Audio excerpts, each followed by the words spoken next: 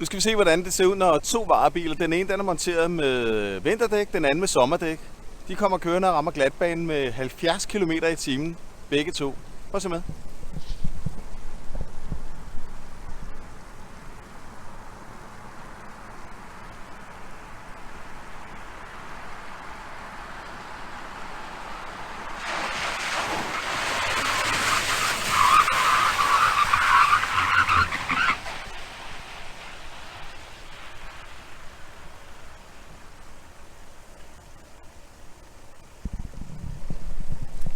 Ja, som I kan se, så fortsatte sommerdækkene til over 150 meter. Den røg faktisk ned for enden af banen, mens vinterdækkene der stoppede den på 50 meter.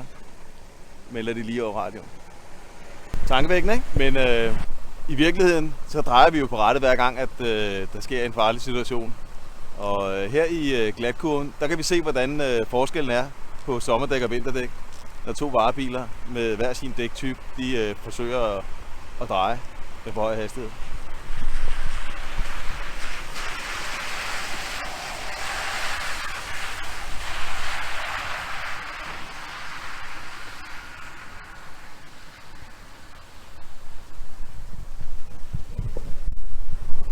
Ja, den med vinterdæk, den holdt kursen. Det gjorde den med sommerdæk ikke.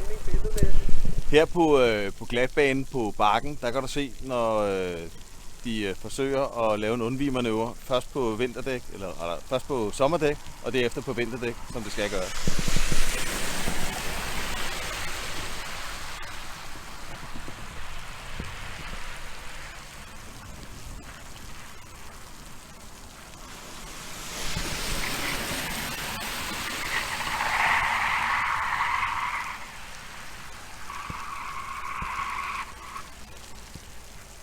Og så tager vi lige en referencetur med vinterdæk på helt den samme type bil. Det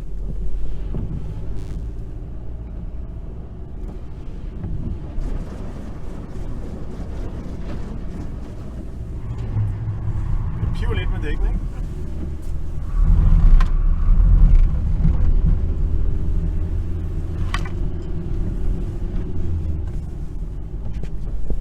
Dengang kom vi rundt om både børnehaver og vejtræer. Fedt, ikke?